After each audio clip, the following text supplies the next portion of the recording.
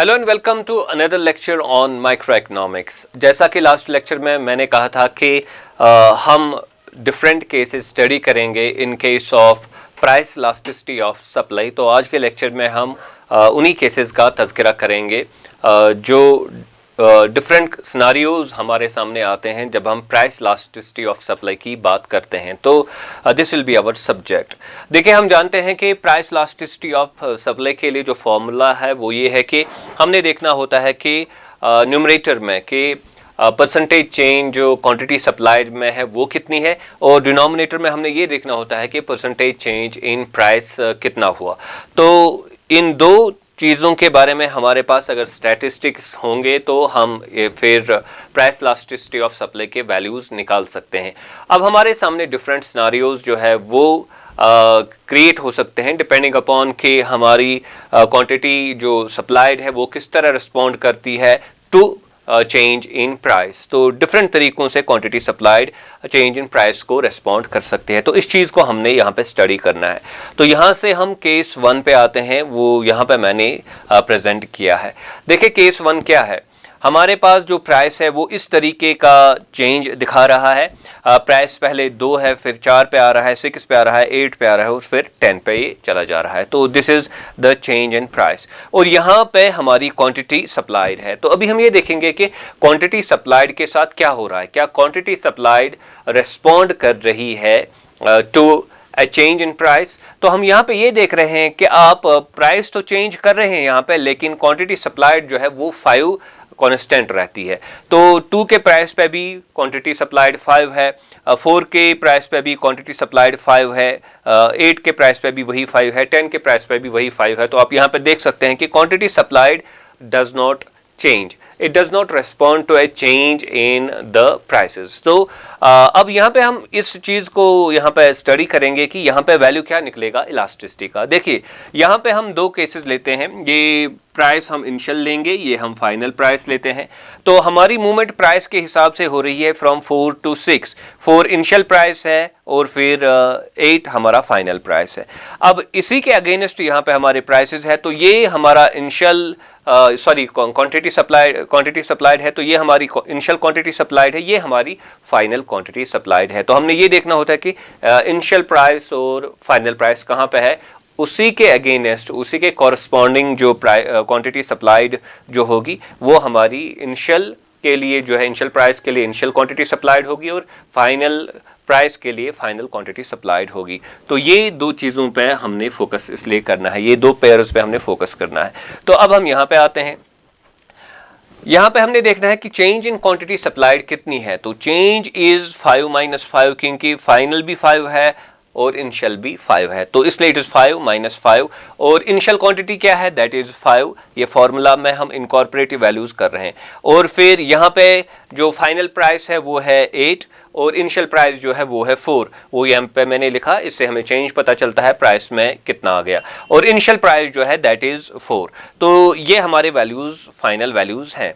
अब इनको हम थोड़ा सॉल्व करेंगे। तो 5 - 5 इज इक्वल टू 0 और डिवाइडेड बाई 5 वो यहाँ पे है। और फिर 8 - 4 is equal to 4 divide by 0 वो यहाँ पे हमने लाया। अब देखिए, anything 0 divided by anything become 0। तो इसलिए 0 divided by 5 is equal to 0 और 4 divided by 4 is equal to 1। तो ओवरऑल जो हमारा वैल्यू निकलता है प्राइस इलास्टिसिटी ऑफ सप्लाई का वो है 0। तो in this case when the quantity supplied does not change, it does not respond to a change in price, that means कि price elasticity of supply जो है वो उसका वैल्यू 0 है।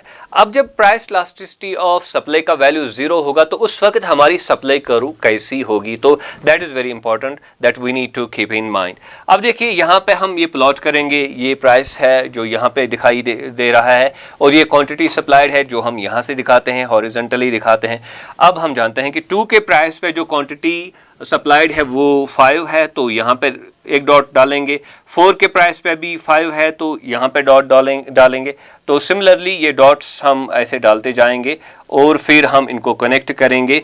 तो ये हमारी सप्लाई कर्व बनती है। ये एक वर्टिकल सप्लाई कर्व है इन केस ऑफ जब प्राइस इलास्टिसिटी ऑफ सप्लाई का वैल्यू जब ज़ीरो होगा तो हमारी जो सप्लाई करो होगी वो वर्टिकल एक सप्लाई करो होगी, अपवर्ड्स होगी, उसका कोई जो वो स्लांटिंग नहीं होगी और इसलिए हमारी ये सप्लाई करो हमारी बनती है। तो अगर अब हमारे सामने सप्लाई करो कुछ इस तरीके की होगी तो at that time we should know कि यहाँ पे इलास्टिसिटी ऑफ सप्लाई जो है दैट इज ज़ीरो। तो ये हमारा पहला केस है। अभी हम यहाँ पे दूसरा केस लेते हैं। दूसरा केस कुछ इस तरीके का है, हमारा प्राइस जो है ये इस तरीके से चेंज होता है जैसे कि पहले हमने देखा, लेकिन क्वांटिटी सप्लाइड जो है वो अब डिफरेंटली रेस्पॉन्ड कर रही है। तो पहले क्वांटिटी है 4, फिर 4 के प्राइस पे 6 से हो रही है, 6 के प्राइस पे 8, 8 के प्राइस पे 10 और 10 के प्राइस पे 12। तो this is the way quantity responds. अब हम इनिशियल प्राइस और फाइनल प्राइस के मुकाबले में ये देखेंगे कि क्वांटिटी इनिशियल प्राइस पे कितनी है और फाइनल प्राइस पे कितनी है। तो इनिशियल प्राइस 4 है और फाइनल प्राइस जो है वो 8 है। इनिशियल प्राइस पे जो क्वांटिटी है वो 6 है और फाइनल प्राइस पे जो क्वांटिटी है वो 10 है। अब इन चार वैल्यूज के जरिए से हम इलास्टिसिटी का वैल्यू निकाल सकते हैं और वो हम यहाँ पे कर रहे हैं। तो क्वांटिटी न्यूमरेटर में आती है, तो change in quantity is equal to 10 - 6, तो वो ये 10 - 6 है और इनिशियल क्वांटिटी कितनी है वो 6 है, तो ये हमारा न्यूमरेटर आता है। और जो डिनोमिनेटर है वो चेंज इन प्राइस, जो हमने इससे पहले भी देखा वही केस रहेगा, 8 - 4 डिवाइडेड बाय 4, तो इससे पहले भी वो हमने डिस्कस किया। तो यहाँ पे देखेंगे 10 - 6 is equal to 4 divided by 6 and ये रहेगा 4 डिवाइडेड बाय 4। तो इसको और फर्दर रिजॉल्व करेंगे तो 4 divided by 4 is equal to 1, तो ये 4/6 डिवाइडेड बाय 1 बनेगा। तो यहाँ पे फिर हमारा जो एक्चुअल वैल्यू निकलेगा वो होगा 4/6 और जो इलास्टिसिटी का वैल्यू हमारा निकलता है वो है 0.66, यानी कि इट इज लेस देन 1।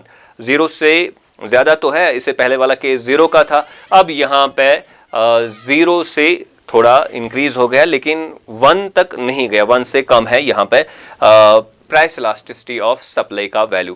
तो अगर हम इसी चीज को अब प्लॉट करेंगे, एक कर्व के जरिए से दिखाएंगे, यानी कि इस सप्लाई कर्व को हमने प्लॉट करना है जहां पे हमने इलास्टिसिटी का वैल्यू जो है वो हासिल किया। तो इसको जब प्लॉट करते हैं तो ये हमारी सप्लाई कर्व यहाँ पे बनती है।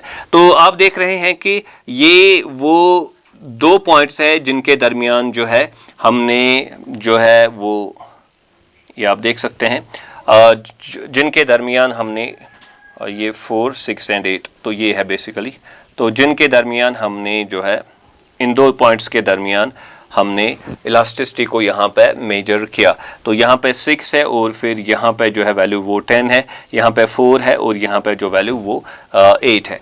सो द पॉइंट हियर इज कि यहाँ पे जो हमारी सप्लाई कर्व है वो अपवर्ड स्लोपिंग सप्लाई कर्व है और इससे पहले जो केस था वो ये था कि हमारी सप्लाई कर्व जो थी वो वर्टिकल सप्लाई कर्व थी। वर्टिकल होगी तो जीरो इलास्टिसिटी। अब जब इसका स्लोप पॉजिटिव स्लोप होगा तो इसका वैल्यू जो है वो 0 to 1 के दरमियान हो सकता है, नॉट नेसेसरी ऑलवेज जो अपवर्ड स्लोपिंग होगी उसका वैल्यू 0 to 1 के दरमियान हो, इससे ज़्यादा भी हो सकता है जैसा कि अभी हम देखेंगे। लेकिन इट ऑल्सो डिपेंड्स अपॉन कि हमारी जो सप्लाई कर्व है उसका जो स्लोप है वो कितना स्ट्रॉन्ग है, वो भी एक फैक्टर इसमें बनता है, but all things are not determined by the slope. So the point here is कि हमारी जो सप्लाई कर्व बनेगी केस 2 के लिए, जहाँ पे हमारी प्राइस इलास्टिसिटी ऑफ सप्लाई निकलती है 0 to 1 के दरमियान, 0.66 इसका वैल्यू निकलता है, तो हमारी सप्लाई कर्व कुछ इस तरीके की होगी। हम अपना तीसरा केस यहां पे लेते हैं प्राइस इलास्टिसिटी ऑफ सप्लाई के लिए। तो यहां पे हम ये देख रहे हैं कि प्राइस तो वैसे ही इंक्रीज हो रहा है लेकिन क्वांटिटी में अब फर्दर चेंज आ गया। पहले क्वांटिटी है 4 के प्राइस पे ये 8 हो जाती है, 6 के प्राइस पे 12, 8 के प्राइस पे 16 और 10 के प्राइस पे 20 इसका वैल्यू हो जाता है। तो अभी हम ये देखेंगे कि प्राइस इलास्टिसिटी ऑफ सप्लाई जो है उसका वैल्यू क्या निकलता है यहाँ पे। तो हमने इनिशियल और फाइनल वैल्यूज के दरमियान जो है वो चीज़ें देखनी है, वो वैल्यूज हमने देखने हैं। तो change in Q divide by Q क्या है, वो है 16 माइनस 8, क्योंकि चेंज इन क्वांटिटी सप्लाइड जो है वो 16 माइनस 8 है, तो 16 माइनस 8 यहाँ पे मैंने लिखा और फिर 8 मैंने इनिशियल क्वांटिटी के लिए लिखा। इसी तरह प्राइस का हमें मालूम है अब 8 माइनस 4 डिवाइडेड बाई 4, तो 16 माइनस 8 हुआ 8, तो दैट इज हियर, और ये वाला 8 जो है वो न्यूमरेटर में इसके लिए आएगा, तो 8 divided by 8 then whole divided by 4 divided by 4, तो ये हुआ, ये ऊपर भी 1 आएगा नीचे भी 1 आएगा, तो प्राइस इलास्टिसिटी ऑफ सप्लाई का जो वैल्यू यहाँ पे निकलेगा वो 1 निकलेगा। ये बात यहाँ पे याद रखनी है कि अगर हम यहाँ पे देखेंगे जो प्रोपोर्शनेट चेंज है, परसेंटेज चेंज जो है क्वांटिटी सप्लाइड में और प्राइसेस में, वो सेम है यहाँ पे, क्योंकि आप देख रहे हैं यहाँ पे आप देख रहे हैं कि हम 4 से 8 पे चले जा रहे हैं, यहाँ से 8 से 16 पे हम चले जा रहे हैं। तो एक्चुअली क्या हो रहा है कि यहाँ पे जब हम 4 से 8 पे चले जाएंगे तो 100% इंक्रीज हो गया, और यहाँ पे 8 से जब 16 पे हम जाएंगे तो अगेन 100% इंक्रीज हो गया।